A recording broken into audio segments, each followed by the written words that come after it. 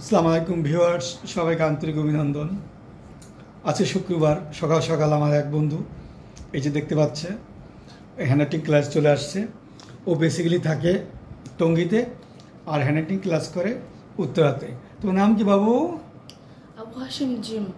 Abu Hashim gym মানে gym করে, এই জন্য তুমি জিম রাখছো?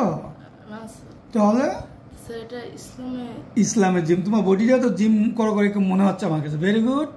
কোন ক্লাসে পড়ো? কোন স্কুলে পড়ো? আবারও আমরা থ্রি ফিঙ্গার্স হ্যান্ডরাইটিং একাডেমির পক্ষ থেকে সবাইকে আন্তরিক অভিনন্দন। তো বন্ধুরা, আমাদের ক্লাসরুমটা একটু দেখাচ্ছি। মূলত এটা একটা এসি ক্লাসরুম। তো আমার এক বন্ধু ক্লাস করছে, তো দেখা যাচ্ছে